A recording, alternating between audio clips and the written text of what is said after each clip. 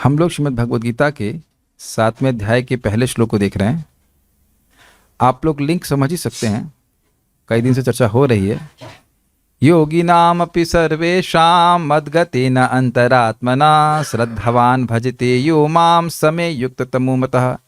सारे योगियों में से और सभी से वो व्यक्ति श्रेष्ठ है जो मदगतेन अंतरात्मना, मेरे मदगत अंतरात्मना अर्थात मुझ में आसक्त मन से श्रद्धा से युक्त होकर के मेरा भजन करता है।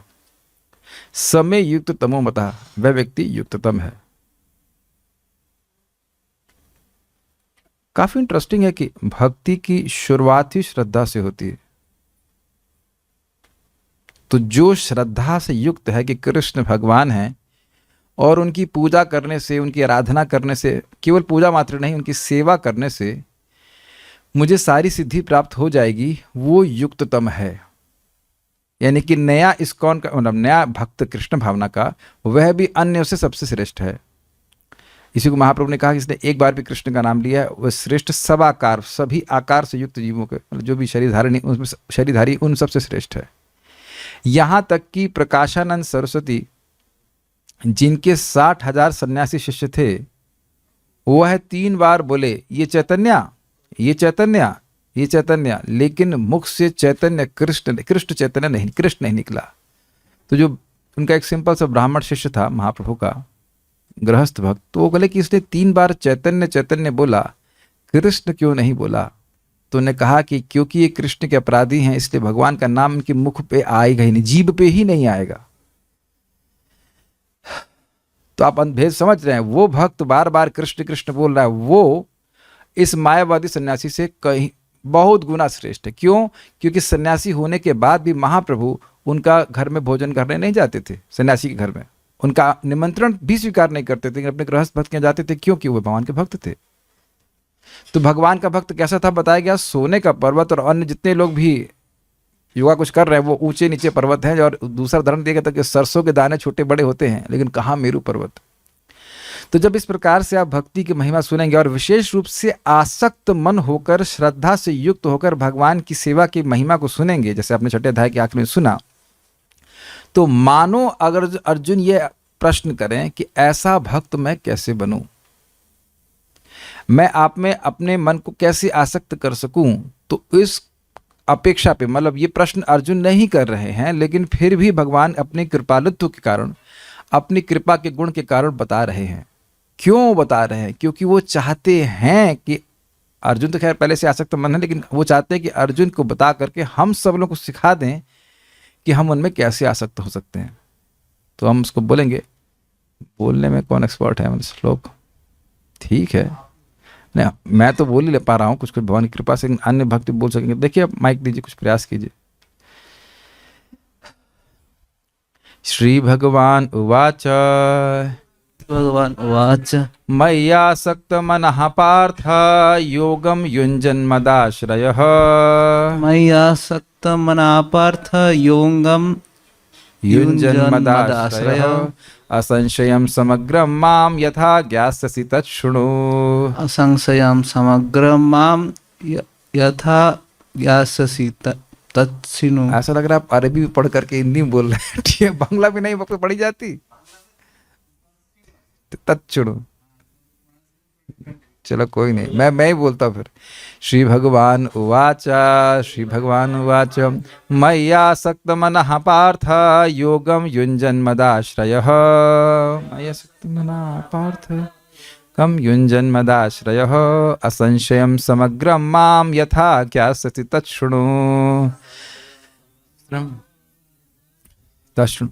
श्री भगवान उवाच, श्री भगवान ने कहा, मय्यासक्त मनः पार्थ, मुझ में आसक्त मना होकर के हे पार्थ, योगम युंजन, उस योग का जिसमें मन आसक्त होता है, उस योग का अभ्यास करके, मद आश्रय, मेरा ही आश्रय, मुझको ही आश्रय के रूप में स्वीकार करके, असंशयम, बिना किसी संशय के, समग्रम, संपूर्णता में, माम यथा ज्ञास्यसि, तुम मुझको जिस प्रकार जान पाओगे। मुझको का मतलब जैसे आपने भागवत में सुना था, मैं ज्ञानम परम गुह्यम, मैं यानी मेरे स्वरूप के बारे में जान पाओगे। वही बात, मुझे, मेरे स्वरूप को, मुझे श्री भगवान को श्री भगवान के रूप में जान पाओगे, तत्सुनो, वह तुम सुनो। अब आप यहां देखिए कितनी अद्भुत बात है। भगवान सामने ही हैं और भगवान के पास सारी शक्तियां हैं, लेकिन अपना ज्ञान देने के लिए क्या बोल रहे हैं? सुनो। और हमने कल भी सुना था भागवत में, ज्ञान मतलब जिस शब्द के द्वारा स्वरूप का यथार्थ निर्धारण होता है। किसी वस्तु के बारे में ठीक ठीक जानकारी सुन करके ही होती है। तो आप देख सकते हैं कि श्रवण कीर्तन के द्वारा ही भगवान समझ में आते हैं। इस जगत में जब कोई व्यक्ति किसी के गुणों को सुनता है तब उनमें वो आसक्त हो जाता है। अरे इतने महान है, अच्छा। जब तक हम उसके बारे में नहीं सुने रहते हैं, उस वस्तु या व्यक्ति में हमारी कोई आसक्ति नहीं होती है, कोई श्रद्धा नहीं होती। ओके, तो भगवान की ही सारी शक्तियां जगत में हैं, सभी कुछ भगवान की शक्ति है। लेकिन भगवान से जब व्यक्ति सुनता है कि भगवान कितना शक्ति संपन्न है, तब उनमें आसक्त होता जाता है। क्या इस सिद्धांत को आप समझ पा रहे हैं? और वो जितना आसक्त होता जाता है उतना ही वो भगवान की और सेवा करता है, और जितना वो आसक्त हो जाएगा भगवान और प्रकट करेंगे, भगवान और प्रकट करेंगे, भगवान और प्रकट करेंगे। इस पे प्रभुपाद जी ने बहुत सारे प्रवचन दिए हैं, लेकिन एक आपको सूत्र बता रहा हूं, वो तो आपको याद रखना ही चाहिए, बड़ा इंस्पिरेशन है।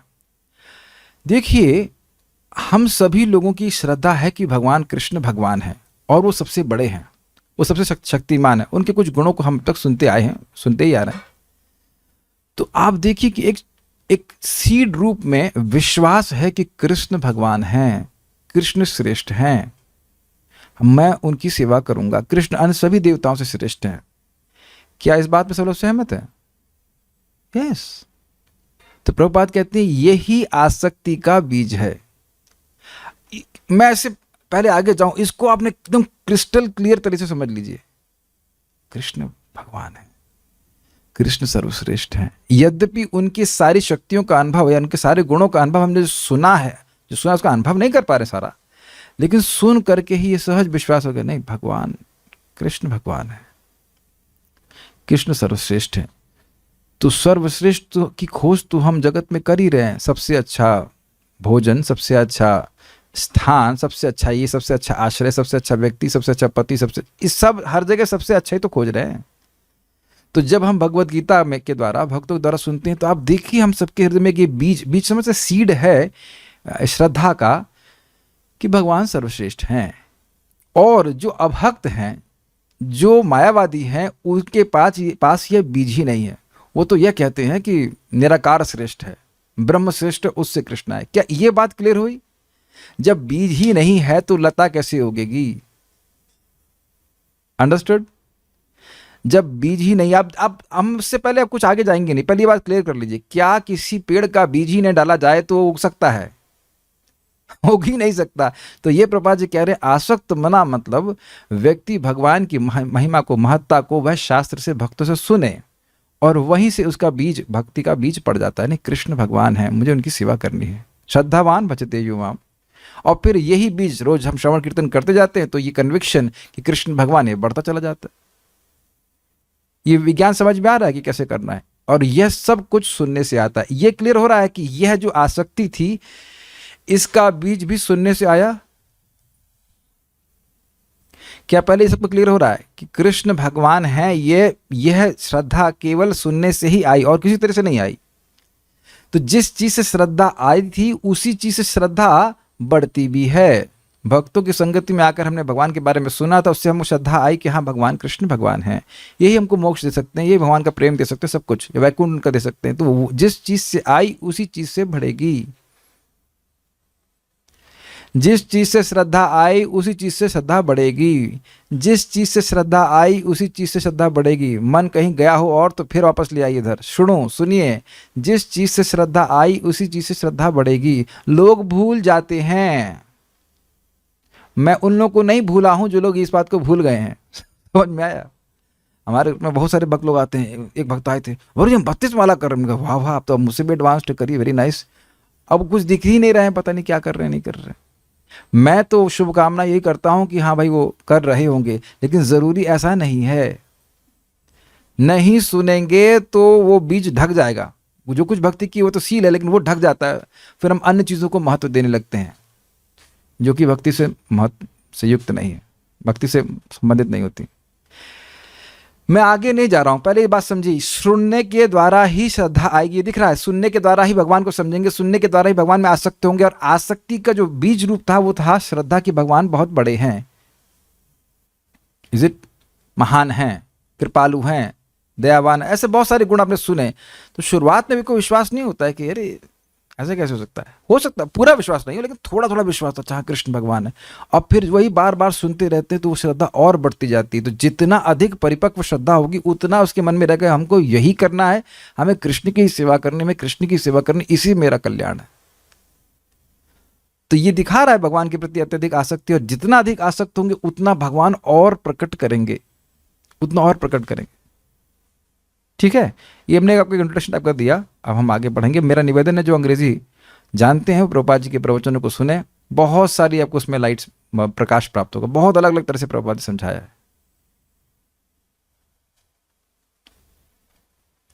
प्रभुपाद ने निराकार को भी पुण्यात्मा क्यों बताया, कहाँ बताया, रेफरेंस भेज दीजिए, हमने तो कहीं नहीं सुना। आगे बढ़ते हैं, आगे बढ़ते हैं, मतलब अनुवाद देखते हैं। कहाँ गया अनुवाद, टेक्स्ट, हाँ। श्री भगवान ने कहा, हे प्रथापुत्र, अब सुनो कि तुम किस तरह मेरी भावना से पूर्ण होकर और मन को मुझ में आसक्त करके योगाभ्यास करते हुए मुझे पूर्णतया संशय रहित जान सकते हो। ये योगाभ्यास कौन सा है, जो 6ठे अध्याय के आखिरी श्लोक में बताया गया था। आसक्त मन होकर श्रद्धा से भजता है। अन्वय, श्री भगवान वाचा, श्री भगवान ने कहा, पार्थ, हे पार्थ, मई यानी मुझ में, आसक्त मना आसक्त चित्त तथा मदाश्रय सन यानी मेरे शरणागत होकर, यानी और किसी के आश्रय न लेते हुए, योगम युंजन योग का अनुष्ठान करते करते समग्रम माम संपूर्ण रूप से मुझे असंशयम यथा ज्ञास्यति, निसंदेह जिस प्रकार जानोगे तत्शृणु, उसे श्रवण करो। श्रील प्रभुपाद जी बड़ा सुंदर बात इस संबंध में कहते हैं कि जगत में कोई भी ज्ञान हो उसमें संशय बना ही रहता है। और उसका कारण क्या है कि वह ज्ञान भगवान से नहीं स्वीकार किया जाता है। हम लोग कौन हैं, हम लोग भगवान श्री कृष्ण के अंश हैं, इनके सेवक हैं। इसमें भक्तों को कोई संशय नहीं होता। संशय का अर्थ है एटलीस्ट थ्योरी में कोई संशय नहीं है। अलग बात है कि विज्ञान नहीं है, लेकिन कोई पूछे कि आप कौन है तो आप सीधे बोलेंगे हम कृष्ण के सेवक हैं। कोई उत्तर और नहीं जाएगा जो भक्त लोग भक्ति कर रहे हैं। अन्यथा बाकी लोगों को संशय बना ही रहेगा। कुछ लोग अब सोचते हैं कि हम भगवान हैं या हम भगवान हो सकते हैं, या और इस तरह की धारणा हो सकती है। तो ये सब सूचित कर रहा है कि उनको पता नहीं कि वो हैं कौन। अगर व्यक्ति संशय रहित ज्ञान चाहता है तो माम भगवान से ग्रहण करना पड़ेगा। माम सुनो, मुझसे सुनो। क्यों? क्योंकि भगवान संशय रहित होकर सब कुछ जानते। चलिए आगे बढ़ते हैं। श्रीधरी, जानने योग्य आत्मा का तत्व योग सही भली भांति कहा गया। कहाँ कहा गया? दूसरे अध्याय से लेकर 6ठे अध्याय तक भगवान ने आत्मा का वर्णन किया है और कुछ हद तक परमात्मा का वर्णन भी किया है। अब भजने योग्य ईश्वर का स्वरूप बताते हैं। आप लोगों को अगर याद हो तो आत्मा का स्वरूप इसीलिए बताया गया था कि ताकि भगवान की भजन कर सके। जब तक व्यक्ति अपने को देह ही मानता रहेगा तब तक वो समझ नहीं पाएगा उसे कृष्ण का भजन, भगवान का भजन रियली क्यों करना चाहिए। Is it understood? लोग बस इसीलिए सोचते हैं कि हम वही व्यक्ति भगवान है जो हमारे को संतान दे दे, हमें कुछ धन दे दे, हम तो उसी को भगवान मानते हैं और बड़ा खुल्लम खुल्ला स्पष्ट ऐसा बोलते हैं। लेकिन वो यही नहीं समझ पा रहे हैं कि वो है कौन। जब वह व्यक्ति समझेगा कि मेरा स्वरूप क्या है, मैं हूँ कौन, फिर वह समझ पाएगा कि भगवान कौन है। इसी कारण से भगवान ने पहले भी दूसरे अध्याय में भगवान ज्ञान दिया था। तो पहले आत्मा का बोध होता है, फिर भगवान का बोध होता है। सामान्यता सा होता है। तो अब कौन है वो भगवान, उनका स्वरूप क्या है जिनका मैं भजन करूं, भजनीय कौन है, ये बहुत बड़ा प्रश्न है। इसीलिए प्रथम स्कंद दूसरे अध्याय में ये निर्णय किया गया कि कौन भजनीय है, और वहां भगवान विष्णु को, कृष्ण को ही भजनीय के रूप में स्थापित किया गया है। एकमात्र भगवान विष्णु कृष्ण ही निर्गुण हैं और उनकी उपासना करने वाला ही निर्गुण होता है, अन्यथा कोई निर्गुण होता ही नहीं, हो ही नहीं सकता। दूसरा, उनका उपासना करने वाला निर्गुण हो ही जाता है। दो बातें बोली हैं। एक जो भगवान कृष्ण की उपासना करेगा वही गुणों को पार करेगा, दूसरा जो उनकी उपासना कर रहा हो चाहे कितना गुणों में फंसा हो वो गुण निर्गुण हो ही जाएगा, क्योंकि भगवान ही निर्गुण है। केवल भगवान श्री कृष्ण, भगवान विष्णु ही निर्गुण है, गुणों के परे हैं, इसलिए केवल उनकी ही उपासना करने से व्यक्ति गुणों के पार जा सकता है, मुक्त हो सकता है, और किसी देवता की उपासना करने से नहीं। तो अब आप ये बताइए, जब आपने ये सुना, देखो सामान्यतः भारतीय होने के नाते बाद भी लोगों को पता नहीं था ये बात, तो जब आप सुनेंगे तो किसकी पूजा करना चाहेंगे आप, ये बताइए? भगवान श्री कृष्ण की। कुछ आपकी आसक्ति अन्य जगह से हट करके भगवान में नहीं फंस रही है? ओके, सुनने से हमको तो पता भी नहीं निर्गुण का मतलब क्या होता है, in the sense experience wise. निर्गुण अवस्था क्या होती है तो पता नहीं, रजोगुण तमोगुण तो समझ में आता है, उसी में डूबे हुए हैं, लेकिन निर्गुण अवस्था क्या होती है क्या समझेंगे? लेकिन कुछ सुनते हैं, हाँ कुछ तो होती है कि निर्गुण अवस्था जो श्रेष्ठ है, जो गुणों के पार है, जो आनंदमय है, असीमित है, तो वह सब सुन करके यद्यपि अभी हम गुणों में हैं फिर भी भगवान में आसक्त हो जाते हैं, और भगवान की सेवा करने से धीरे धीरे भगवान हमको निर्गुण अवस्था को प्राप्त कराते हैं। पूर्व अध्याय, इसलिए मैं ये सब बातें कह रहा हूँ, भजनीय के स्वरूप, जिसका भजन करना चाहिए उसके बारे में सुन करके व्यक्ति उनमें आसक्त होकर भजन करता है। पूर्व अध्याय के अंत में यह कहा कि मदगतेन अंतरात्मा ना यो माम भजति समय युक्ततम मतः, वहां आप कैसे हैं जिनकी भक्ति करनी चाहिए? आपने कहा कि मुझ में आसक्त होकर के भजन करना चाहिए, तो हम आप में आसक्त किस प्रकार से हों? आपका स्वरूप क्या है जिसमें हम आसक्त हों? अगर ये प्रश्न हो तो इस पर भगवान उत्तर दे रहे हैं कि मेरे स्वरूप को तुम जान पाओगे संशय रहित होकर के और समग्रता में, यह तुम मुझसे सुनो। किस प्रकार से मुझको जान पाओगे संशय रहित होकर के, तुम मुझसे सुनो। श्रील प्रभुपाद बहुत अच्छी बात कहते हैं कि देखिए, ये जानना केवल आवश्यक नहीं है, या कह सकते हैं आवश्यक नहीं, पर्याप्त नहीं कि कृष्ण भगवान है। जब तक व्यक्ति भगवान की महत्ता को नहीं समझता है तब तक वह भगवान में आसक्त नहीं हो सकता। क्यों? क्योंकि इस जगत में हम आसक्त ही महान लोगों से होते हैं। क्या कहते हैं, कोई शूद्र व्यक्ति, शूद्र मैं जाति बात नहीं कर रहा हूँ, शूद्र मतलब छोटा, छोटे व्यक्ति के प्रति आसक्त नहीं होता है कोई, जिसमें कोई गुण ना हो, उसमें कौन आसक्त होता है? हर व्यक्ति का स्वभाव ही है कि कोई बहुत सुंदर है, कोई बहुत बलवान है, कोई बहुत यशस्वी है, आदि ऐसे लोगों के प्रति आसक्त होता है। तो ये बात यहाँ पे कही जा रही है कि उनकी, आपका स्वरूप कैसा है जिनकी हमें भक्ति करनी चाहिए, तो भगवान इस प्रकार से बताएंगे। इस अपेक्षा पर, यानी इस प्रश्न की अपेक्षा पर अपने स्वरूप का निरूपण करते हुए श्री भगवान बोले, मई अर्थात मुझ परमेश्वर में। अब आप कहेंगे ये अर्थात करने की क्या जरूरत है? देखिए, जो निर्विशेषवादी है वो सीधे बोलेगा मई मतलब जो निर्विशेष ब्रह्म है भगवान के अंदर, उसमें आसक्त हो। लेकिन यहां सीधा स्वामी पाद बिल्कुल स्पष्ट कर रहे हैं, मई मतलब मुझ परमेश्वर में, और ईश्वर मतलब नियामक, और नियामक मतलब व्यक्ति। नियामक मतलब लाइट नहीं होता है, लाइट किसी का नियमन नहीं करती है, इसीलिए बड़ा सुंदर स्पष्ट कह रहे हैं, मई मुझ परमेश्वर में। क्या इसका अर्थ है? देखिए, सामान्यतः लोग क्या सोचते हैं, जो बिल्कुल लो ग्रेड के थर्ड क्लास व्यक्ति होगा वो यही मानेगा कि कृष्ण जो हैं वह अर्जुन के बुआ के लड़के, बुआ फूफी, जो भी रिलेशन, चाची और बुआ के लड़के हैं ना, हाँ बहन थी उनके पिताजी की बहन है, तो इनकी बुआ, क्या बोल रहा हूँ मैं, सॉरी, मामा बुआ हैं। हाँ, अर्जुन बुआ के लड़के हुए ना, बुआ हैं कुंती, तो ये इनके क्या हुए, ममेरे, अर्जुन के ममेरे भाई, यस, अर्जुन के मात्र ममेरे भाई हैं, या ये यादव कुल में आए थे, यदुकुल वंशी थे। इस प्रकार से कृष्ण भगवान है, ये आप लोग सहज रूप से सोच रहे हैं क्योंकि आपने हैं सहज रूप से सुना है। जो लोग नहीं सुने हैं वो तो ये सोचते हैं कि कृष्ण एक सामान्य आदमी थे, महान व्यक्ति थे। हम भी मानते हैं भगवान, हम भी उनको भगवान नहीं, हम भी उनको महापुरुष मानते हैं। पुरुष मान रहे हो, इंसान मान रहे हो, तो ये व्याख्या बहुत सिंपल लग रही है आपको, लेकिन मई मतलब ये जो भगवान बोल रहे हैं वो परमेश्वर हैं, वो शिव जी और ब्रह्मा जी के द्वारा आराध्य हैं, ये अर्थ है मई। मुझ में आसक्त हो किस रूप में? केवल अपने कजिन के रूप में नहीं, कि आप परमेश्वर हैं, भगवान है, इस रूप में आसक्त हो। ये हमारे लिए समझना बहुत जरूरी है, हमारे लिए समझना बहुत जरूरी है, किसी भी व्यक्ति के लिए समझना जरूरी है जो कृष्ण का आश्रय लेना चाहता है कि वह कृष्ण परमेश्वर हैं, वो सर्व समर्थ हैं। ठीक है, ठीक है। मई अर्थात मुझ परमेश्वर में जिसका मन आसक्त अर्थात अभिनिविष्ट, कितना सुंदर अर्थ है, यानी भली भांति लगा हुआ है। इसको थोड़ा समझिए।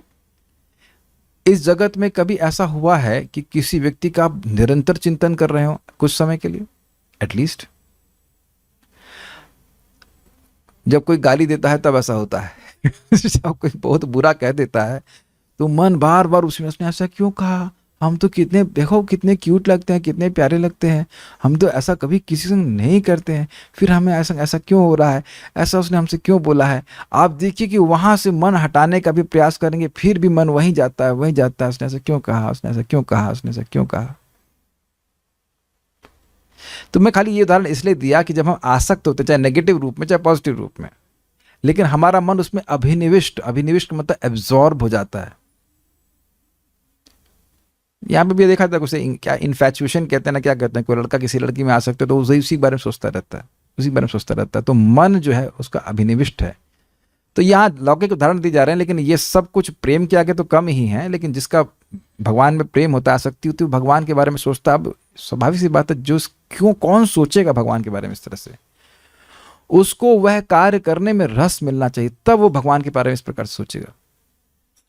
जैसे हम लोग अब घंटा भर आकर के भगवान के बारे में कुछ सोच ही तो रहे हैं, इसमें कुछ तो आप कृष्ण के बारे में सोच ही रहे हैं कि कृष्ण खड़े हैं, अर्जुन को बोल रहे हैं, कुछ अपनी बात बोल रहे हैं, या भगवान की बात बोल रहे हैं, भगवान के बारे में सुन रहे हैं। समवॉट कृष्ण कथा में अब्जॉर्ब है, कृष्ण के नाम में अब्जॉर्ब है, या कृष्ण में अब्जॉर्ब है, वो तो एक ही बात हुई ना।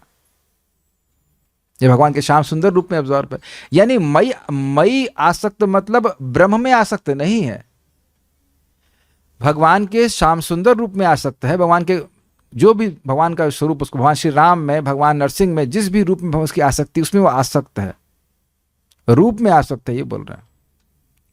अभिनिविष्ट यानी भली भांति लगा, वहां से हटता नहीं है। तथा मैं ही जिसका आश्रय हूं, ऐसा अनन्य शरण होकर तू योग का युंजन अर्थात अभ्यास करता हुआ मुझ समग्र को अर्थात विभूति बल ऐश्वर्य आदि सहित मेरे स्वरूप को जिस प्रकार जिस ज्ञान के द्वारा बिना संशय के जान लेगा, वह यह मुझसे कहा जाने वाला ज्ञान सुन। थोड़ा सुनिए, समझिए। आश्रय का मतलब क्या है? आश्रय हम लोग जीवन में अनुभव करते हैं, जैसे हम लोग घर पहुंचते हैं, बहुत जगह से जाते हैं, थके हार कर, हम यहां सुरक्षित हैं, बहुत स्पष्ट है, हम यहां सुरक्षित हैं। उसी प्रकार से शुरुआत में तो हमें समझ में आता नहीं है, लेकिन धीरे धीरे भक्ति करके व्यक्ति को समझ में आता है कि मैं इस जगत में कहीं भी सुरक्षित नहीं हूं। आई थिंक ये तो सब समझ में आ रहा है। और मेरा धन भी मेरी सुरक्षा नहीं कर सकता, ना मेरे डॉक्टर सुरक्षा कर सकते हैं। यद्यपि जिसे कहते हैं ना नीडफुल, जो आवश्यक है वो आदमी करता है, लेकिन आश्रय उनका नहीं लेता है। मारे कृष्ण राखे के, राखे कृष्ण मारे के। जो शुद्ध भक्त है वह भी दवा लेते हैं, ऐसा नहीं कि वो दवा नहीं ले रहे, लेकिन ऐसा नहीं वो कि वो सोच ले कि दवा ही उनको बचा लेगी। Is it okay? Very nice. ऐसा नहीं है कि अब वक्त भक्त भगवान का जो आश्रय लिए वो आंख बंद करके रोड क्रॉस कर रहा है। Devotees are fearless but not foolish. भक्त लोग निर्भय हैं लेकिन मूर्ख नहीं होते हैं। जब युधिष्ठिर महाराज को चोट लगती है कर्ण से युद्ध में, अन्यथा भी, तब भी वह कुछ मरहम लगाते हैं, लेकिन वह नहीं सोचता कि मरहम ही उनको बचा लेगा। क्या आप बैलेंस कर पा रहे होंगे इस बात को? समझ रहे हैं ना बात? भगवान की भक्ति किए बिना कोई भी व्यक्ति मेरी कोई रक्षा नहीं कर सकता है, यह व्यक्ति को श्रद्धा होनी चाहिए। और इस कारण से मेरा एकमात्र कर्तव्य उनको संतुष्ट करना और उनको केंद्र में रखकर अन्यों को संतुष्ट करना है। अगर किसी और को संतुष्ट करने के नाते भगवान की संतुष्टि बिगड़ रही है तो हम वो कार्य नहीं करेंगे। उस व्यक्ति से हमारा कोई द्वेष नहीं है, लेकिन अब कोई कहे दारू लेके आओ, तो भगवान क्या किसी को दारू देने संतुष्ट हो जाएंगे? नहीं। एक बहुत मैं ग्रॉस एग्जाम्पल ले रहा हूं, लेकिन बहुत सारी चीजें हो सकती है। ऐसे कॉम्प्रोमाइज लोग करते हैं, ऐसा मत मैं सोचिए कि मैं खाली ऐसे थ्योरी में बोल रहा हूं। भक्तों को देखते हुए, कुछ काउंसलिंग करते हुए हम देखते हैं भक्त बहुत जगह ऐसे कॉम्प्रोमाइज कर देते हैं कि सामने वाला संतुष्ट हो जाए, भगवान संतुष्ट हो या ना हो, ये हमारी इंद्रिय संतुष्ट हो जाए, भगवान संतुष्ट हो या ना, उससे कोई मतलब नहीं। This is what is the meaning of being conditioned. कुछ बातें सिद्धांत तो स्वीकार कर लेना चाहिए, भले ही वो व्यवहार में कुछ और ऊपर नीचे हो, लेकिन कम से कम सिद्धांत तो स्वीकार करना चाहिए। मैं कई बार इस बात को बोल रहा हूं और बोला भी हूं, और शास्त्र में हम कई बार सुन चुके हैं अमृतत्व स्व अमृतत्वस्य ईशानः, अमृतत्व के अमृतत्व के न मरने के गुण के एकमात्र ईश्वर भगवान कृष्ण हैं। अब तो बहुत क्लियर हो गया ना कौन किसका आश्रय है। बल्कि कोनु राजन इंद्रियवान मुकुंद चरणाम्बुजम ना भजेत सर्वतः मृत्यु उपास्य अमरोत्तमयी। बहुत सुंदर श्लोक भागवत में आता है 11वें स्कंद में। कोनु राजन इंद्रियवान, हे राजन ऐसा कौन होगा जो इंद्रियों से युक्त है। सुनाई पड़ रहा है ना आप लोगों को? आप लोग सुनाई पड़ रहा है ना? हाँ सुनाई पड़ रहा है। आप लोगों को इसलिए सुनाई पड़ रहा है क्योंकि आपके पास इंसान वाले कान है। अब समझ में आया मैं क्या कह रहा हूं? कोनु राजन इंद्रियवान, जो इंसान है, बंदर नहीं है, गाय नहीं, उसको बोले सुनाई पड़ रहा है तो हाँ करेगी, उसे कुछ सुनाई नहीं पड़ रहा है। ऐसा कौन व्यक्ति होगा जो इंसान की इंद्रिय प्राप्त किया है?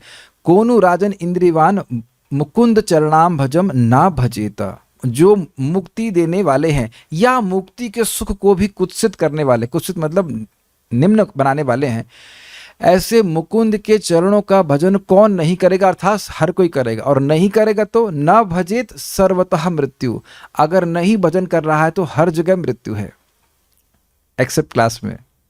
मैं आज सुबह एक बड़ा सुंदर रिफ्लेक्शन आ रहा था। जैसे हम इस क्लास में आते हैं, चप्पल बाहर छोड़ करके आते हैं और अपनी मृत्यु को भी,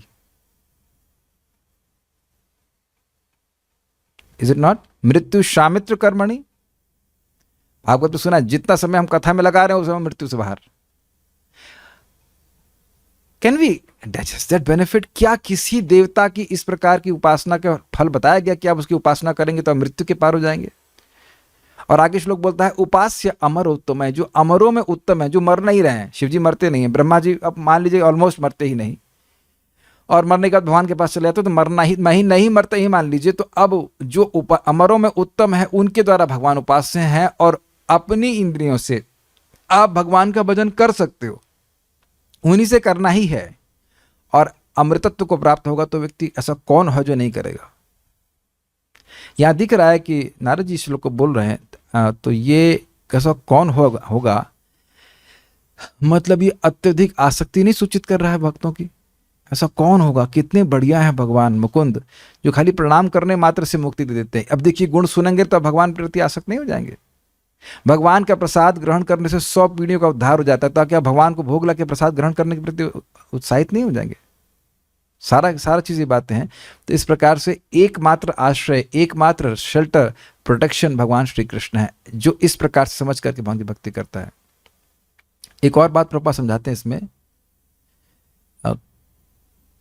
कृष्ण भक्ति कैल सर्व कर्म कृत होय, श्रद्धा शब्दे विश्वास सुदृढ़ निश्चय, कृष्ण भक्ति कैले सर्व कर्म कृत हुए।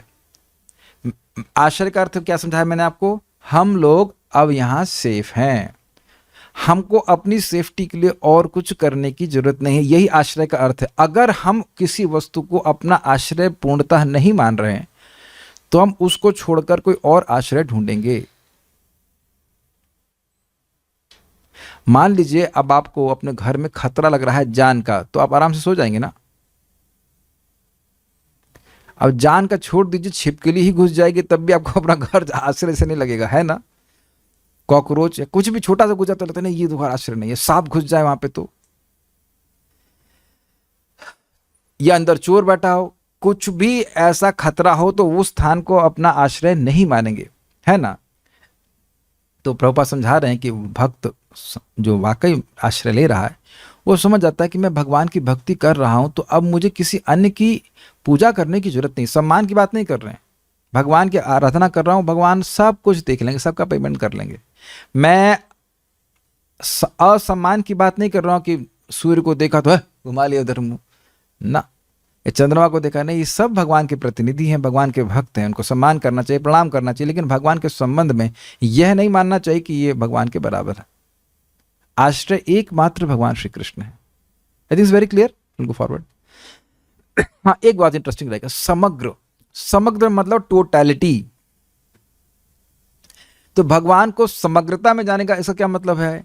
भगवान की विभूति, भगवान की शक्तियां क्या है, और यह इस अध्याय में आप देखेंगे। ये बात आप पकड़ेंगे ना बहुत अच्छे से तो पूरा अध्याय आपको समझ में आ जाएगा। भगवान उस पूरे अध्याय के कंटेंट को बता दे रहे हैं। मुझको तुम समग्रता में जान लोगे। तो भगवान की क्या विभूति है, भगवान का क्या बल है। जैसे एक मैं एग्जाम्पल दूं 7वें श्लोक का ही, 7वें अध्याय का, मत्तः परतरम नान्यद किंचिदस्थि धनंजय मयि सर्वम इदम प्रोतम सूत्रे मणिगणा इव। हे धनंजय, मुझसे परे कुछ भी नहीं है। क्या भगवान का ऐश्वर्य नहीं हुआ? यानी कि वह पूरी तरह से सर्वतंत्र स्वतंत्र है, किसी भी तंत्र से वो स्वतंत्र है, वो किसी पे आश्रित नहीं है। ये ऐश्वर्य हुआ कि नहीं, ये 7वें अध्याय में भगवान बोलेंगे। और बल क्या है, मई सर्वम इदम प्रोतम सूत्रे मणिगणा इव। जैसे मणियां एक सूत्र में पिरोई रहती हैं, ऐसे पूरा जगत, सारे ब्रह्मांड एक मणि की तरह, वो सब मानो एक थ्रेड में पिरोए गए हैं। और वो थ्रेड क्या है, भगवान श्री कृष्ण। वो थ्रेड कितना शक्तिशाली होगा। कई बार आपने अनुभव अगर किया हो तो मणियां होती हैं और धागा कमजोर होता है तो वो बिखर जाता है। तो आप सोचिए अगर मोटे मोटे ब्रह्मांड रूपी मणि है तो उसको धारण करने वाला थ्रेड कितना शक्तिशाली होगा। तो ये भगवान का बल का वर्णन नहीं हो रहा है, अपनी इच्छा मात्र से भगवान ऐसा कुछ कर रहे हैं। आप भी 7वें अध्याय को आप पारायण करेंगे या सुनेंगे तो आप देखेंगे कि भगवान कैसे अपने बल को, अपने विभूतियों को, ऐश्वर्य को वर्णन कर रहे हैं। इसीलिए कर रहे हैं ताकि हम लोग आसक्त हो जाएं। तो समग्र का मतलब भगवान अपने ऐश्वर्यों का वर्णन करेंगे, टोटलिटी। पूरी तरह से तो कोई नहीं कर सकता है, लेकिन कुछ हद तक भगवान करेंगे। और समग्र का एक और था क्या, ये सब और प्लस मेरे स्वरूप का भी वर्णन करूंगा, उसके द्वारा संशय रहित होकर तुम मुझे जान पाओगे।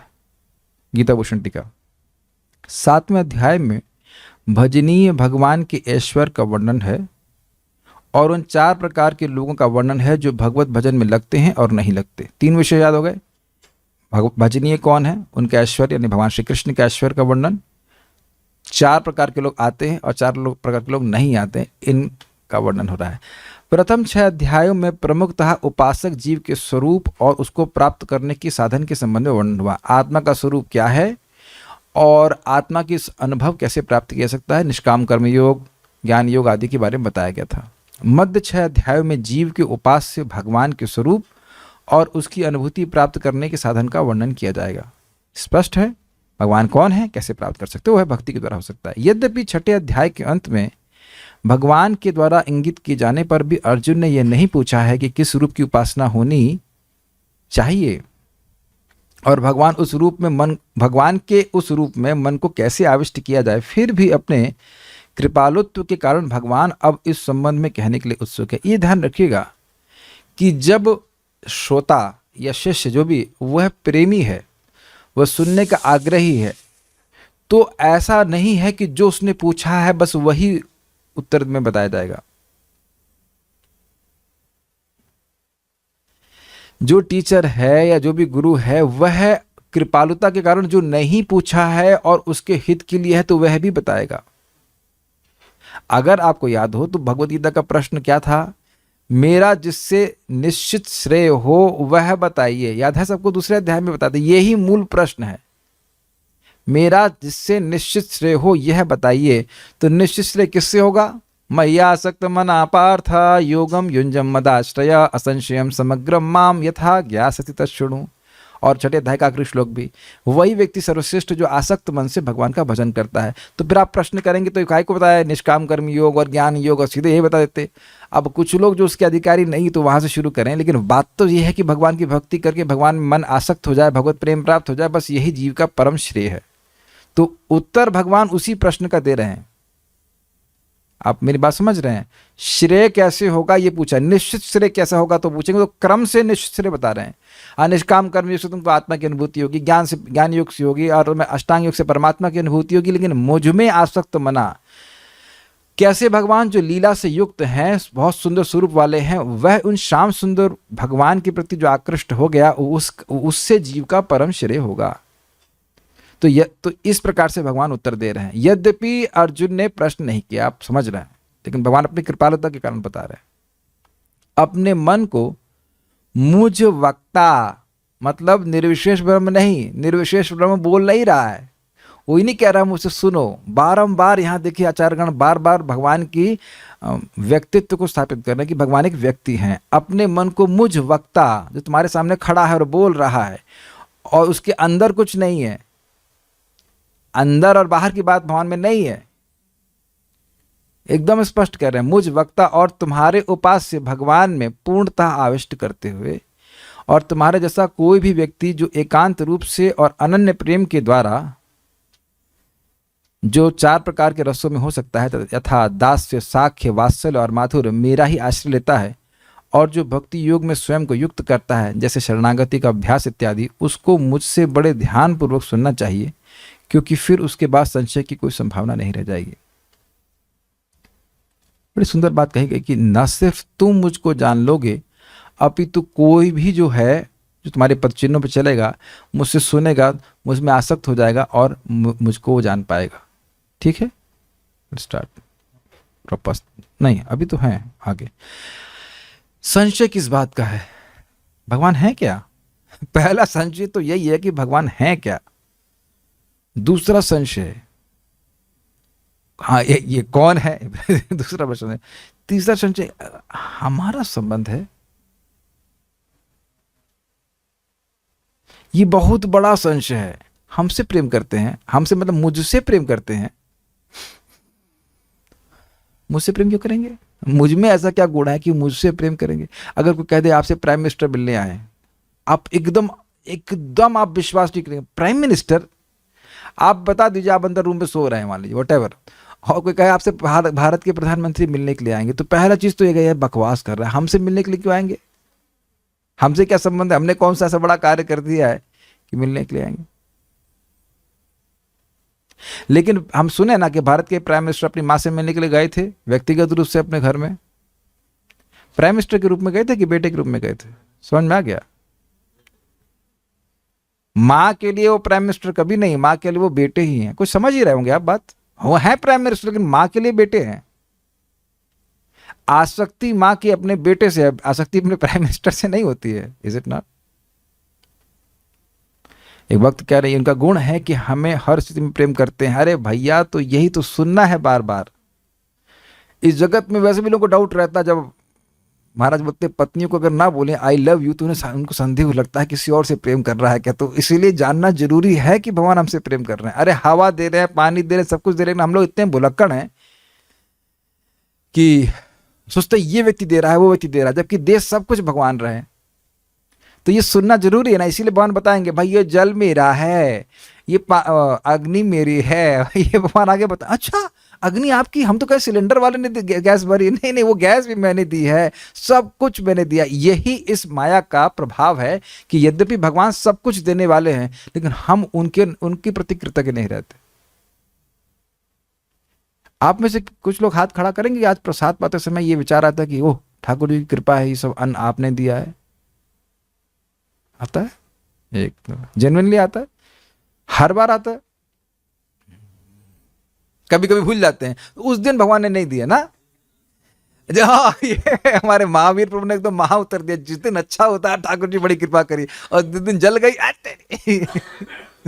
फिर महाराज इस पे बहुत अच्छी बात कह रहे थे कि देखिए, जो व्यक्ति हमको जिला रहा हो, हवा दे रहे हैं भगवान, हर क्षण उसके प्रति व्यक्ति को कितना कृतज्ञ रहना चाहिए। अब विचार कर लीजिएगा। तो इस प्रकार से भगवान के गुणों को सुन करके व्यक्ति भगवान में आसक्त होता जाता है। तो हम खाली बात कर रहे थे कि 4 रसों में व्यक्ति जब रहता है तो उसको संशय नहीं रह जाता। जैसे जैसे भक्ति में आगे बढ़ता जाता है, वो देख रहा है कि उसको संशय नहीं रहता कि भगवान है, क्योंकि भगवान उसको प्रकट करते रहते हैं। जैसे एक चीज बताइए, जो लोग नाम जप करना शुरू किए, अब उनको तो संशय रहता है, क्या इसमें असीमित आनंद हो सकता है? क्या ये वाकई भगवान है? ऐसा कैसे हो सकता है? कुछ श्रद्धा रहती है, उसको अनुभव तो होता नहीं, लेकिन जब वो करता जाएगा तो भगवान की भक्ति करते भगवान उसको और प्रकाशित करते चले जाते।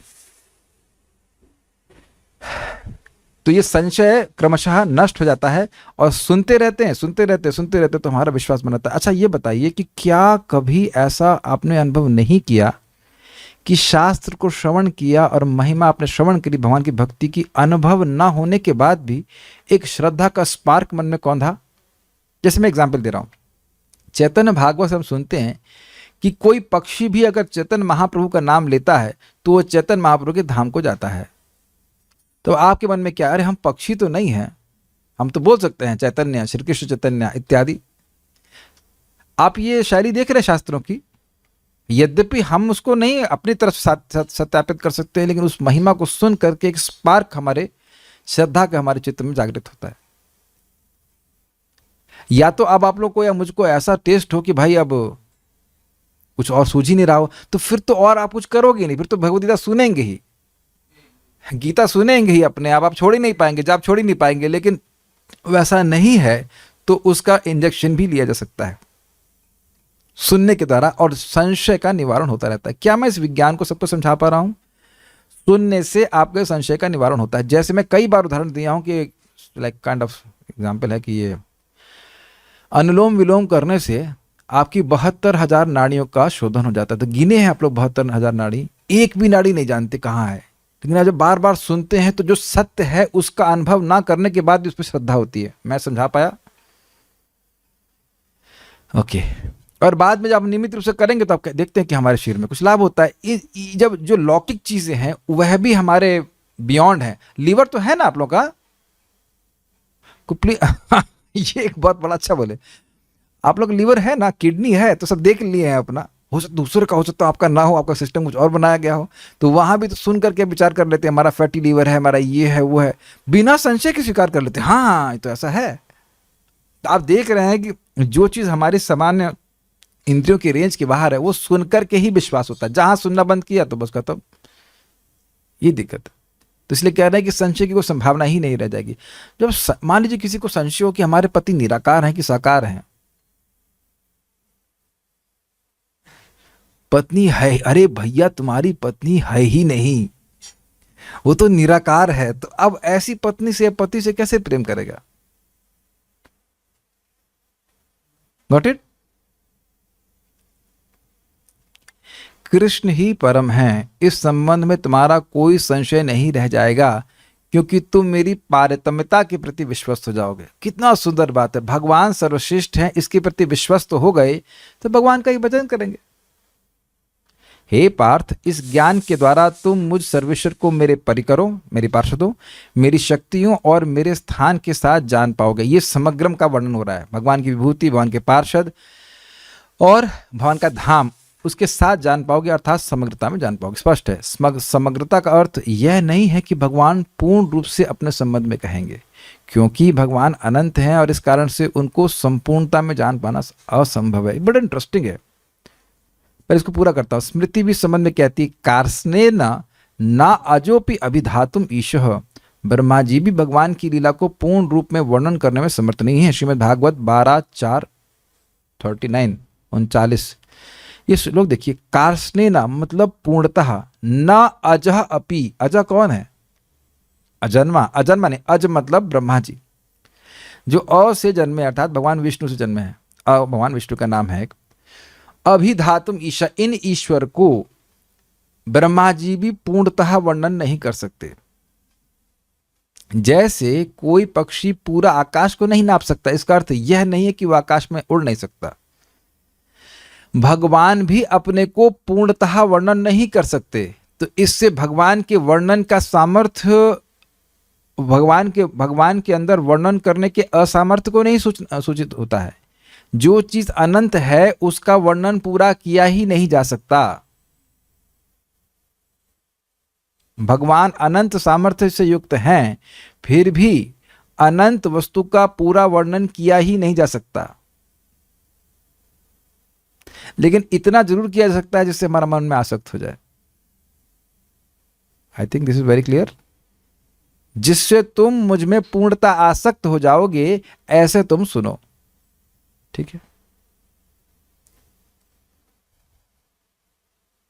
Okay, we go forward.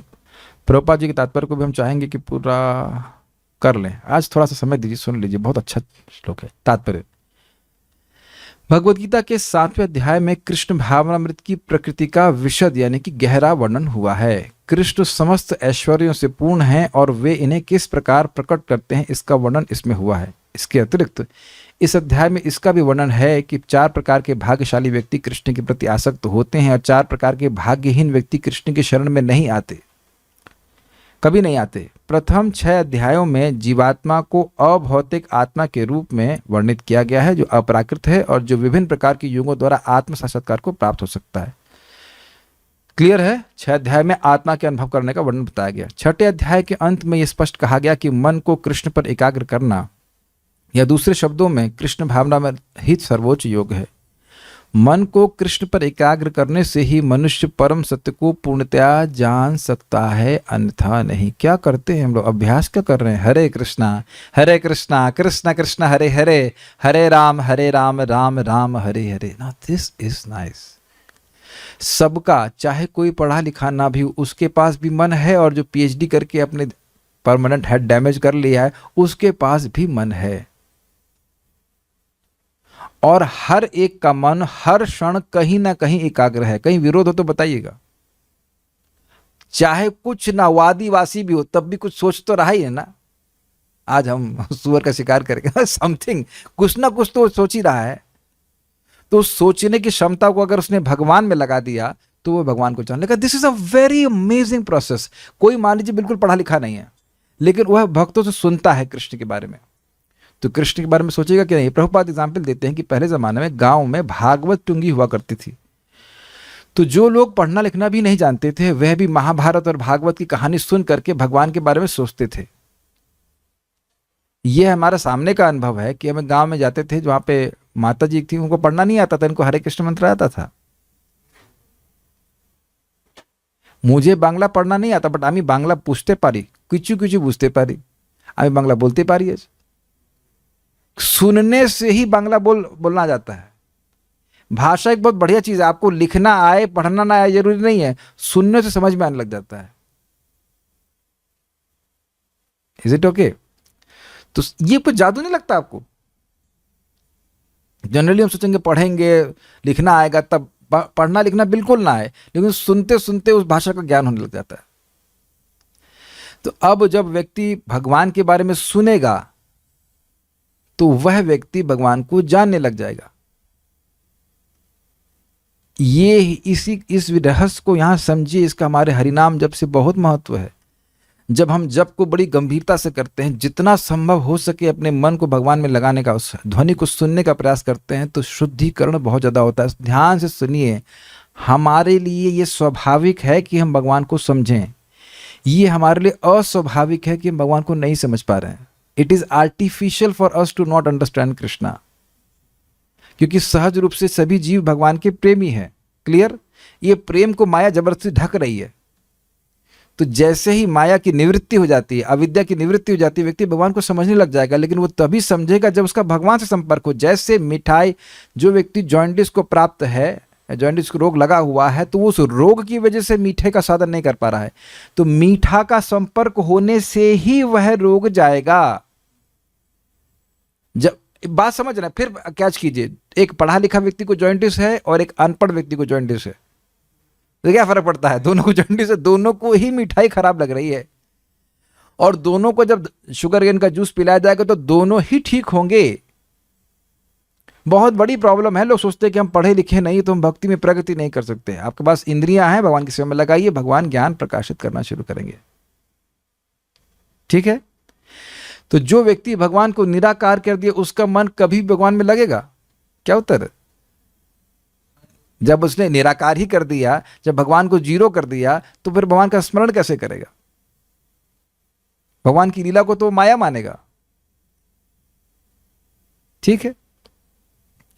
तो इसीलिए कह रहे हैं कि मन को कृष्ण पर एकाग्र करने से ही मनुष्य परम सत्य को पूर्णतया जान सकता है, अन्यथा नहीं। निर्विशेष ब्रह्मज्योति या अंतर्यामी परमात्मा की अनुभूति परम सत्य का पूर्ण ज्ञान नहीं, क्योंकि वे आंशिक होती है। थोड़ा समझ लीजिए कैसे आंशिक होती है। ब्रह्म ज्योति भगवान श्री कृष्ण के शरीर से निकलने वाला दिव्य तेज है, और परमात्मा क्या है? परमात्मा है उपदेष्टा अनुमंता। वो देख रहे हैं कि जीव क्या चाहता है और उसका वो सैंक्शन करना, ठीक है कर ले, लेकिन अब कोई प्रेम नहीं दिखा रहे। परमात्मा तो भगवान, परमात्मा के रूप में तो भगवान बैठे ही हुए हैं। अब कोई पाप कर रहा है, पुण्य कर रहा है, वह अपने आप को, उस जीव को अपने में आसक्त नहीं करते हैं। हम लोग इसको सुने थे वहां भागवत में 2 प्रविष्ट कर्ण रंधे वाला श्लोक था ना, 2.8 में सुन रहे थे ना, 8वां अध्याय जब पूरा किया ना, 2.9 में सुनता। ना 2.8 में था, प्रविष्ट कर्ण रंधेना स्वानाम भाव सरोरुहम धुनोति शमलम कृष्ण सलिलस्य यथाशरत। भगवान कानों के द्वारा कथा के रूप में कानों के द्वारा हृदय में प्रवेश करके भक्त के हृदय को शुद्ध करते हैं। तो व्यक्ति कहेगा कि भाई भगवान तो पहले से ही है, तो ये क्यों कह रहे हो कि कथा के रूप में प्रवेश करते हैं? तो कहते हैं कथा के रूप में प्रवेश करके भगवान अपने आप को अपने भक्त को अपने आप में आसक्त कर देते हैं। सुनाई पड़ा मैंने क्या कहा? जब हम भगवान की कथा सुनते हैं तो साक्षात भगवान है और वो एक्टिव होकर कार्य करते हैं। वो भगवान कथा के रूप में जाकर के हमारे हृदय में जो उनकी प्रति आसक्ति उसको जागृत कर देते हैं। और ऐसे में परमात्मा के रूप में कुछ नहीं करते, पड़े रहो, जो कुछ सोचना चाहो सोचो, मैं निराकार हूं, मैं ये हूं, मैं वो हूं, प्लान कर। कुछ एक्टिविटी दिख रही ना भगवान की, ये बात है। वही व्यक्ति हैं लेकिन अब भगवान उस वक्त को आसक्त कर रहे हैं। हाँ 2.8.5 था ये। जैसे इस लकड़ी में अग्नि है लेकिन बाहर से लकड़ी जब में अग्नि संपर्क किया जाता है तो ये अग्नि इसमें प्रकट हो जाती है।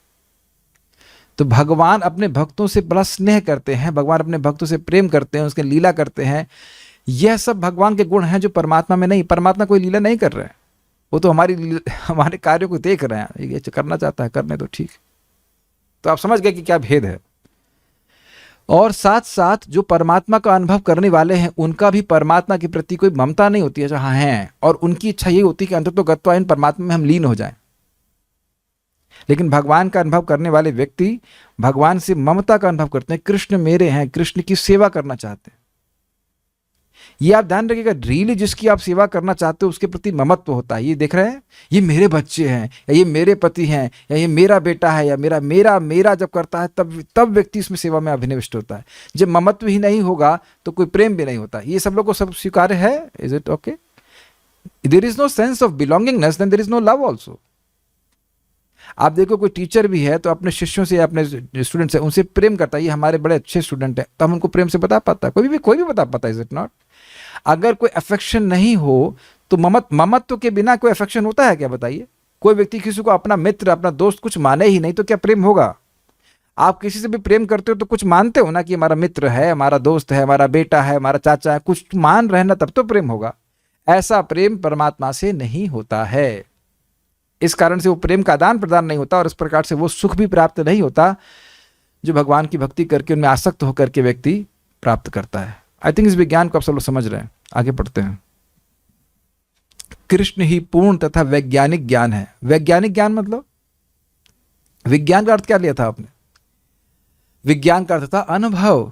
तो ऐसा ज्ञान है जिसका अनुभव किया जा सकता है और पूर्ण है, उसके परे, उनके परे कुछ भी नहीं। और कृष्ण भावनामृत में ही मनुष्य को सारी अनुभूति होती है। इसका क्या मतलब है? ब्रह्म का रियलाइजेशन में परमात्मा की नहीं होती और भगवान की नहीं होती। परमात्मा की अनुभूति में ब्रह्म परमात्मा की होती, ब्रह्म और परमात्मा की होती है, लेकिन भगवत अनुभूति में तीनों अनुभूति एक साथ होती। जैसे कोई सूर्य में जाएगा तो सूर्य के लोक में सूर्यदेव को भी देखेगा, सूर्य के गोले को भी देखेगा और सूर्य की रोशनी को भी देखेगा। स्पष्ट है। पूर्ण कृष्ण भावनामृत में मनुष्य जान पाता है कि कृष्ण ही निसंदेह परम ज्ञान है।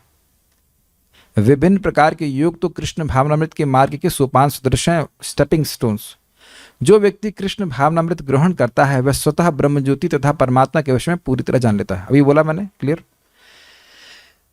कृष्ण भावनामृत योग का अभ्यास करके मनुष्य सभी वस्तुओं को यथा परम सत्य, जीवात्माएं, प्रकृति तथा सात सामग्री समेत उनके प्राकट्य को पूरी तरह जान सकता है। अतः मनुष्य को चाहिए कि छठे अध्याय के अंतिम श्लोक के अनुसार योग का अभ्यास करे, आसक्त मन होकर के। परमेश्वर कृष्ण पर ध्यान की एकाग्रता को नवदा भक्ति के द्वारा संभव बना जाता है, जिसमें श्रवण अग्रणी एवं महत्वपूर्ण है। अग्रणी मतलब सबसे पहले श्रवण और सबसे महत्वपूर्ण श्रवण। अग्रणी का अर्थ यह नहीं कि एक बार सुन लिया अब जिंदगी भर सुनना ही नहीं है। ये भी एक लोगों की प्रॉब्लम हो जाता है, हम भैया बहुत सुन लिया अब हम कुछ सुनने की जरूरत नहीं है। श्रील प्रभुपाद जी बहुत अच्छी बात कह रहे थे कि मेरी पुस्तकें पढ़ने के द्वारा ही भक्त बने रहेंगे। यद्यपि बहुत से भक्तों को आप देखेंगे उत्साह में बड़े आते हैं, हमको भी लगता है अच्छा। अब हम इस भावना से बाहर निकलते जा रहे हैं। पहले भक्त लोग आते थे, माला वाला कर लेते थे, हम बड़ा अच्छा हुआ, बड़ा माला कर रहे हैं, बाद में गायब। Got it? तो वो जो पढ़ेगा वो रहेगा, अगर ऐसे कहा जाए तो। क्यों? क्योंकि इन आचार्यों को, श्रील प्रभुपाद जी को और अन्य आचार्यों को भगवान का साक्षात अनुभव प्राप्त है। Got it? वो केवल थ्योरी में नहीं बोल रहे हैं, हमको नहीं प्राप्त है, वो बिल्कुल एग्जैक्ट अनुभव से बोल रहे हैं कि कृष्ण का अनुभव करने से ब्रह्म ज्योति और परमात्मा का अनुभव हो जाता है। ये प्रभुपाद जी अपने अनुभव से बोल रहे हैं। शास्त्र की तो बात वो बोल ही रहे हैं, वो अपने अनुभव से भी बोल रहे हैं।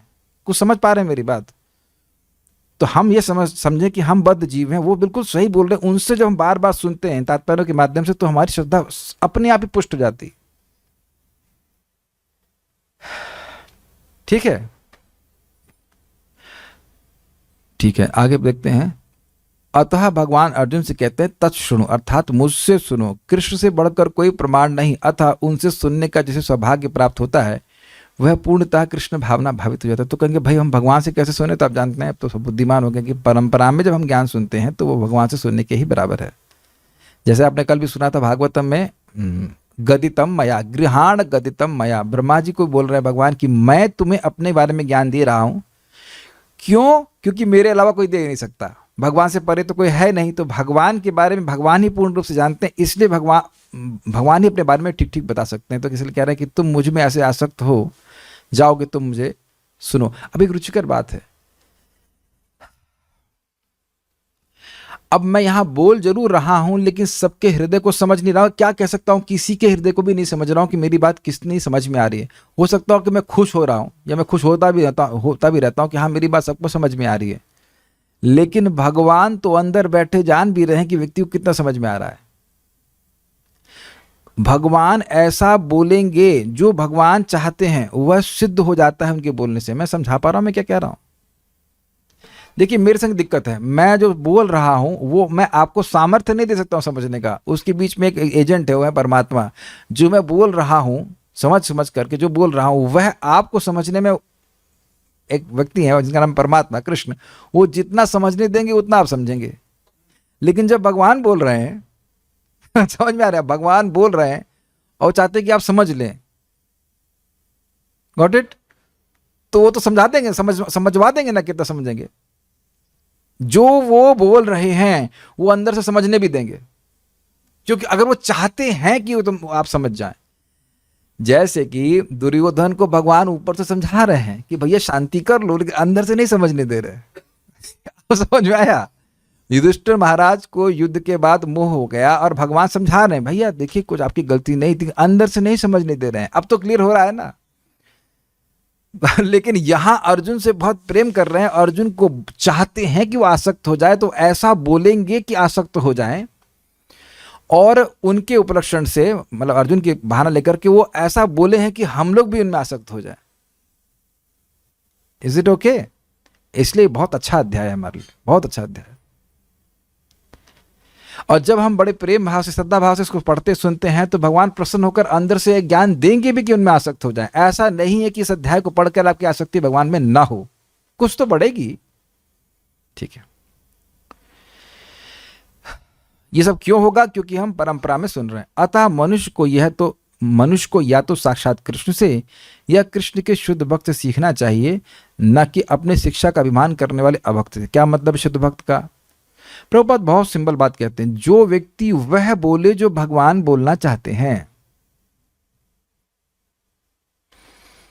थोड़ा पानी देना, तो नहीं प्रभुपाद कहते हैं मान लो कोई कहे कि मुझे पानी देना, तो दूसरा व्यक्ति कहे मुझे पानी देना, दूसरा आगे कहे नहीं मुझे पानी देना। अरे तो भाई तो मुझे पानी देने का मतलब टीचर कह रहा है या भक्त कह रहे हैं कि उनको पानी देना।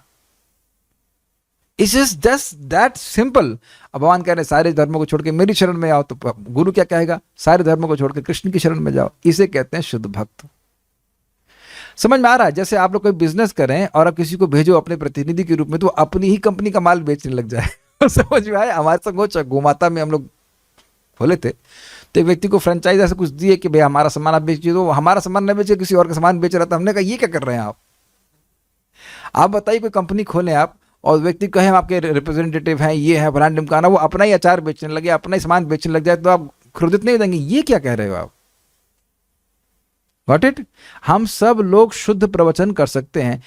बहुत आसान है, अगर हम यह चाहें कि इससे भगवान का यश स्थापित हो, मेरा नहीं। यह ना प्रमाणित करें कि हम बहुत बड़े विद्वान हैं, तब हम अपनी मूर्खता प्रस्तुत करेंगे।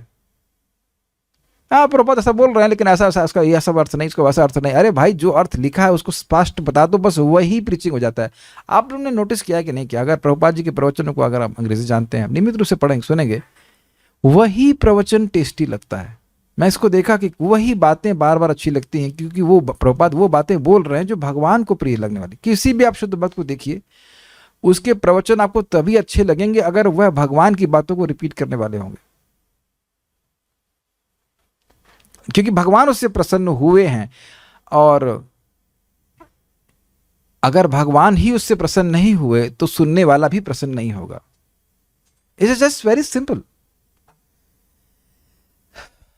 परम सत्य श्री भगवान कृष्ण को जानने की विधि का वर्णन श्रीमद् भागवतम के प्रथम स्कंद के 2य अध्याय में इस प्रकार हुआ। बहुत सुंदर है, तो हम शॉर्ट में बता देंगे, वहां पे डिटेल में चर्चा हुई। शृण्वतः स्वकथा कृष्ण पुण्यश्रवण कीर्तन हृदयन्तस्तु भद्राणि विधुनोति सुहृत्सताम् नष्टप्रायेषु भद्रेषु नित्यं भागवत सेवया भगवती उत्तमा श्लोके भक्तिर्भवति नैष्टिकी तदा रजस्तमो भावा कामलोभतयश्च ये चेत एतैरनाविद्धं स्थितं सत्त्वे प्रसीदति एवं प्रसन्न मनसो भगवद्भक्ति योगतः भगवत तत्व विज्ञानम मुक्त संगस्य जायते भिद्यते हृदय ग्रंथुश्छिद्यन्ते सर्व संशयाः क्षीयन्ते चास्य कर्माणि दृष्ट एवात्मनीश्वरे। थोड़ा मैं समझाऊंगा उसको, बहुत अच्छे श्लोक है। शृण्वताम स्वकथा कृष्ण, जो व्यक्ति भगवान श्री कृष्ण की कथा को सुनता है, कैसी कथा है? पुण्य श्रवण कीर्तना, केवल सुनने और बोलने मात्र से पुण्य देने वाली। पुण्य का अर्थ है अविद्या की निवर्तक, अविद्या का नाश करने वाली, अज्ञान का नाश करने वाली है।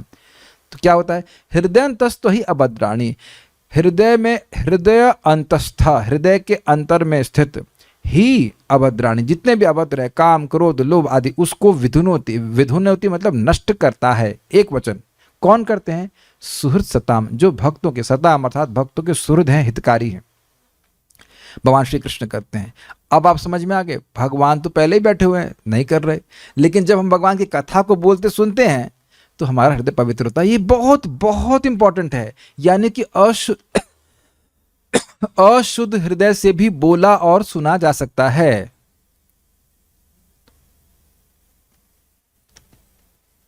लिखा है ना, विधुनोति, हृदय शुद्ध हो और तब कथा बोलेंगे और सुनेंगे, ऐसा नहीं है। हृदय अशुद्ध भी है, लेकिन शुद्धिकरण की इच्छा से भगवान को प्रसन्न करने के लिए भगवान की बात बोली जाएगी तो मैं वैसे मैं बोल रहा हूं तो मैं भी पवित्र हो रहा हूं और आप भी पवित्र हो रहे हैं। वो मैं अपनी बात नहीं कह रहा हूं, इसलिए। Is it okay? तो जब हम लोग प्रचार कर रहे हैं, बोल रहे हैं, तो हम अपने शुद्धिकरण के लिए बोल रहे हैं। ये बात हमें कभी नहीं बोलनी चाहिए, और इसलिए हमें वही बात बोलनी चाहिए जो भगवान को पसंद हो। Is it all making sense to all the devotees?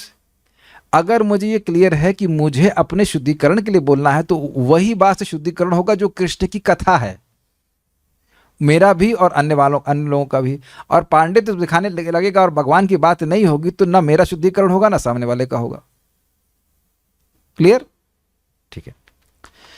अब आगे बताते हैं, नष्ट प्रायेषु भद्रेषु, जब अभद्र, ये काम क्रोध आदि प्राय नष्ट हो जाते हैं, पूरा नष्ट नहीं होते हैं, प्राय नष्ट हो जाते हैं, तो कैसे? नित्यम भागवत सेवा, भगवान की सेवा के द्वारा, भक्तों की सेवा के द्वारा, भगवान नहीं, यहाँ बात हो रही भागवत अर्थात श्रीमद् भागवत और भगवान के भक्तों की सेवा के द्वारा, उनके सेवन के द्वारा। सेवा का मतलब ये नहीं कि अब आरती दिखा रहे हैं भगवान भागवत को, वह भी सेवा, लेकिन इसका मतलब यहाँ पे है सुनने के द्वारा, बार बार सुनने के द्वारा। भगवती उत्तम श्लोके, भगवती मतलब भगवान में, कौन से भगवान? उत्तम श्लोके, जिनका गुणगान उत्तम श्लोकों में होता है। भगवान विष्णु में भक्तिर्भवति नैष्टिकी, नैष्टिकी भक्ति होती। नैष्टिकी भक्ति मतलब विक्षेप अभावात, जहां विक्षेप का अभाव है, आज किया कल नहीं किया, ऐसा नहीं है। और ये आप जादुई तरीके से होता हुआ देखेंगे। श्रीमद् भागवतम को रोज श्रवण कर रहा है, मान लो प्रारंभ में रुचि ना भी हो, लेकिन फिर भी करता जाएगा, तो भागवत ही उसके मन में नैष्टिकी भक्ति को स्थापित कर देगी। भक्तिर्भवति, भक्ति हो जाती है, अर्थात पहले भक्ति नहीं थी, लेकिन अब भक्ति हो जाती है। कैसी भक्ति? नैष्टिक, निष्ठापूर्ण भक्ति। आज ये नहीं कि आज करा कल मूड नहीं है, नहीं, रोज मूड है भक्ति करने का, रोज भक्ति करने की इच्छा है। Got it? और जो लोग ऐसा अनुभव कर रहे हैं, नियमित सुन करके अब उनको तो कोई संशय रहेगा ही नहीं, है कि नहीं भक्तों? जब बहुत से भक्त हैं, मान लो कभी उनकी क्लास छूट जाती तो रिकॉर्डिंग सुन लेते हैं, छूटना नहीं चाहिए। रोज रिकॉर्डिंग नहीं सुनते हैं, हम चाहते भी नहीं खाली रोज रिकॉर्डिंग सुनते रहें, लेकिन हम देख रहे हैं कि जो भक्त नियमित रूप से क्लास में आते हैं, वो जब में भी नियमित रूप से आते हैं, वो सब जगह नियमित हो रहा है, सब कुछ नियमित होता जा रहा है। क्या माया किसी को परेशान नहीं करती है? क्या माया छोड़ दो, ओहो जा ठीक है, ये तो भक्ति कर रहा है, छोड़ दें इसको, बड़ा क्यूट लग रहा है, सब छोड़ दें। किसी को माया को कोई क्यूट नहीं लगता, सबको पकड़ती है। लेकिन जो भक्ति को भगवान के बारे में सुनता रहता है, अभी कल ही एक भक्त आए तो वो बता रहे थे कि 8 साल से जब कर रहे हैं और घर में उनकी बहन की 22 साल की लड़की मर गई, तो इन्होंने जब करना बंद कर दिया। तो हमने कहा तो आपको कोई रिलीज कर दिया कि आप नहीं मरेंगी, आपको मुक्ति मिल गई है कि आप भगवान के धाम पहुंच गए, आपको दिव्य देह प्राप्त हो गया, तो कुछ हो गया? नहीं, वो तो नहीं हुआ। तो देख रहे हैं, वो तो गई सो गई, जिसका जितना समय तक शरीर में रहा उससे तो आप कुछ नहीं कर सकते हो। आपने भजन बंद कर दिया, ऐसा लग रहा है कि भगवान अन्याय कर रहे हैं, है ना? भगवान ने बड़ा गलत किया। अरे भाई, किसी का जीवन ही इतना समय लिखा है तो क्या कर सकते? इसे कहते हैं विक्षेप, समझा के नहीं? विक्षेप। लेकिन भक्ति करेगा तो चाहे घर में मृत्यु हो, चाहे कुछ हो, वह भगवान की भक्ति करेगा ही, ये अर्थ है। कितना सुंदर बात है। अगर आप नियमित रूप से भक्ति करेंगे तो क्यों नहीं भगवान के पास पहुंच जाएंगे। अब क्या हुआ? तदा रजस्तमो भावा, तदा मतलब उसके बाद, रजस्तमो भावा काम लोभ दयश्च ये चेतेरे तेन नाविद्धम सितम सत्वे प्रसिद्धि। बहुत अच्छा श्लोक है। तदा उसके बाद जब प्राय नष्ट हो जाता है भद्र, तो रजह तमह भाव, जो रजोगुण तमगुण के भाव हैं, क्या? काम और लोभ, वो सब चेत एतेर, इनके द्वारा अनाविद्ध हो जाता है। विद्ध मतलब बिंधना, बाण से बिंधते हैं, तो इन दो बाणों के द्वारा काम और लोभ अनभिद्ध हो जाता है, मतलब वो बाण बाहर निकल जाते हैं। स्थितम सत्व ही प्रसिद्धि, शुद्ध सत्व में स्थित होकर के प्रसन्न हो जाता है। थोड़ा समझने का प्रयास कीजिए। आप देखिए, जब करता है व्यक्ति, भक्ति कर रहा है, जब करने बैठा, चलो अब उठे, या नींद आ गई, कुछ और काम करें या ये कुछ करें, तो ये सब रजोगुण तमोगुण का प्रभाव है। एक बड़ा उस पर इसी श्लोक पे बहुत सुंदर चक्रवर्ती बात कहते हैं कि भाई देखो, मान लो किसी का हृदय बाणों से बिंधा हो, तो क्या वो भोजन का आस्वादन कर सकता है? हाँ, वो तो खिचड़ी है, रसमलाई है, नहीं कर सकता। तो यद्यपि बहुत सुंदर भोजन मिलेगा, तब भी वह आस्वादन नहीं कर सकता। तो अब जो हट गए, तो हाँ भाई और लाओ, और पुआ पकौड़ी लाओ, तो अब वो भगवान की भक्ति करने में से बहुत सुख मिल रहा है, शुद्ध सत्व में स्थित हो गया, अर्थात भगवान का अनुभव होने लगता है। तो यहाँ पे ये भाव स्तर की बात हो रही है।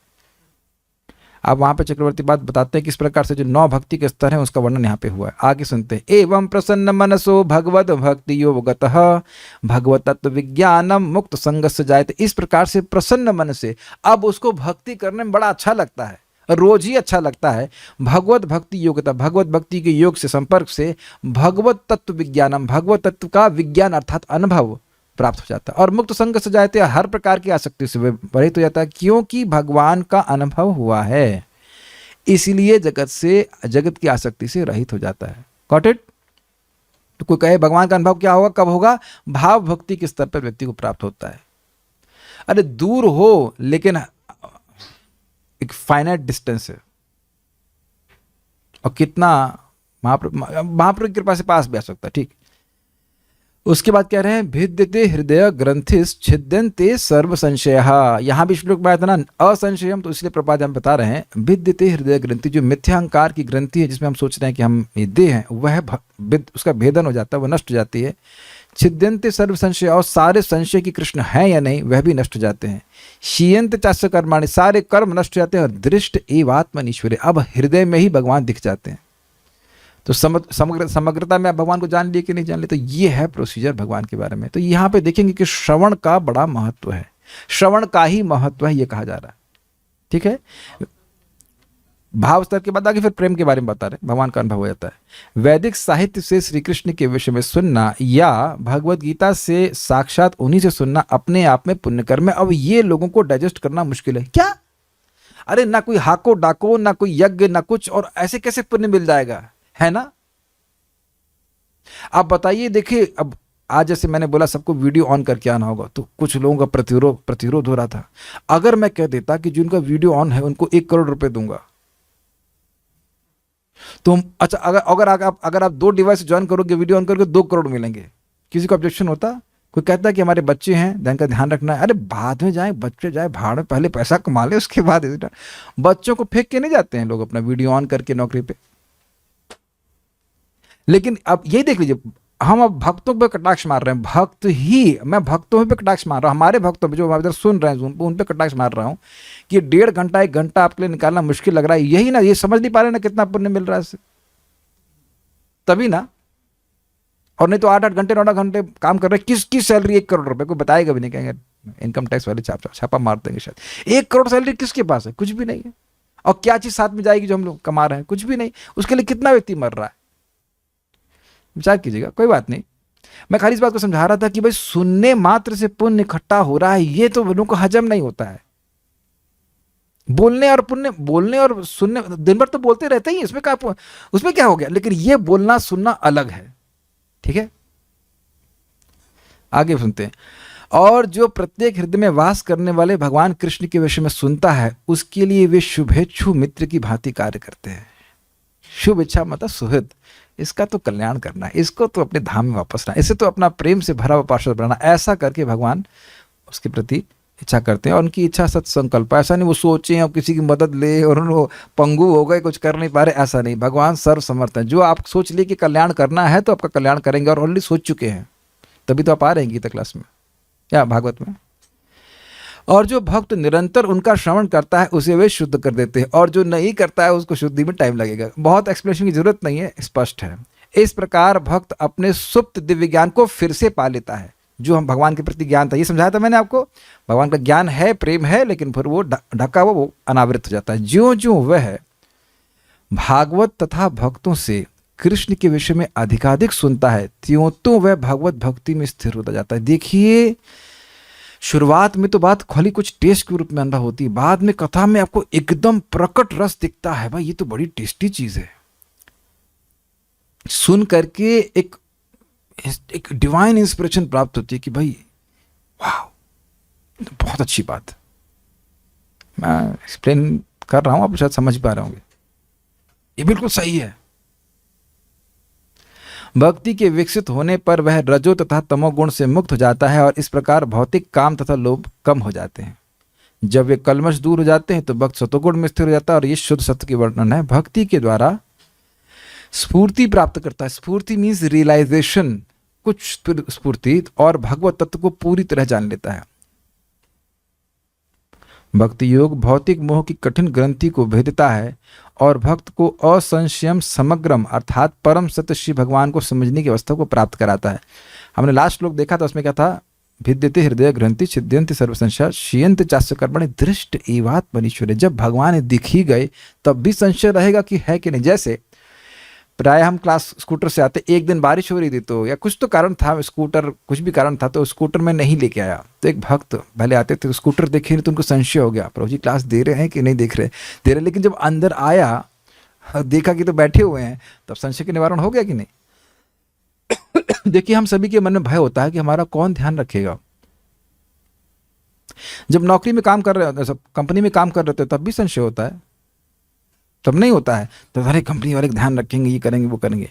लेकिन कंपनी से भी ज्यादा शक्तिशाली भगवान है, लेकिन क्योंकि अब हृदय अपवित्र है तो हम सोचते कौन ध्यान रखेगा हमारा। वेल, माँ के घर में रख लिया, ठीक है, मानते हैं बहुत कठिन था, वहां रख लिया, सब कुछ कर लिया, बाद में सब कुछ व्यवस्था कर, आज तक जिला दिया, आगे कैसे चलेगा? आ ही जाता है मन में व्यक्ति के भय हो जाता है। इस जीवन में आप सब लोगों को, हम सब लोगों को हर दिन कुछ सहायता जरूर प्राप्त हो रही है, किसी व्यक्ति से, वस्तु से, व्यक्ति से ही। वो भगवान के द्वारा ही प्रदत्त सहायता है। इसको देखने का अभ्यास कीजिए। कभी कोई सोचेगा कि पत्नी रोटी बना रही है, उस दिन उसका मूड खराब हो जाए, नहीं बनाए तो, और रोटी की जगह बेलन चलाए तब, क्वाइट पॉसिबल नहीं। ये बात हमेशा हर दिन याद रखनी चाहिए। एनीवेज, हम खाली इसे बात बोल रहे थे कि भगवान का अनुभव अगर हृदय में हो गया तो कोई संशय नहीं रह जाएगा। बस इस बात पे बोल रहा था कि कैसे लोग सोचते हैं कि भगवान है कि नहीं, इस तरह से।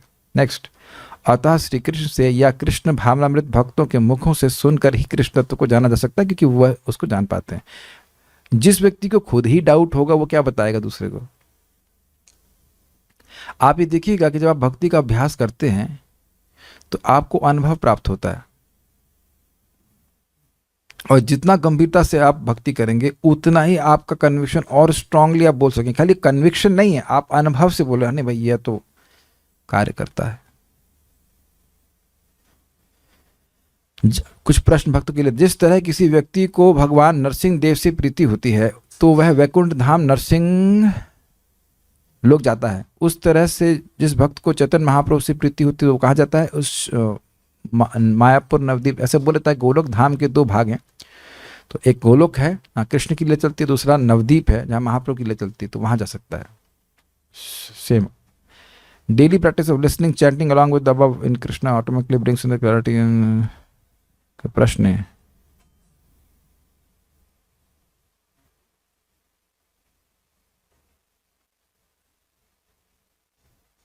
पता नहीं प्रश्न था। ओके, और कोई नहीं है। अच्छा, एक भक्त कह रही है हाको डाको समझ में नहीं आया। ठीक है, हाको डाको इज नॉट अ फॉर्मूला। मतलब कोई यज्ञ होता है तो ये लाओ और आहुति करते हैं ना, तो उसको हाको डाको कर बोल रहा है कि हा स्वाहा आहा ऐसा करते रहते, तो उसको हाको डाको से मैं रेफर कर देता हूँ। ठीक है, व्हाट इज हाको डाको। हाँ, हिंदी में ही कुछ उस बात को बोला जा रहा है। सो उम्मीद है कि आप समझ पाए। इतना बात जरूर समझ लेंगे, जितना भगवान के बारे में सुनेंगे उतना ही भगवान के प्रति आसक्त होते हैं। किंकरी क्या होते हैं, ये प्रश्न क्या आ गया। किंकर मतलब सेवक होता है, किंकरी मतलब सेविका। So stop here. Shrimad Bhagavad Gita की जय, श्रील प्रभुपाद की जय, ताई गौर प्रेमानंदे।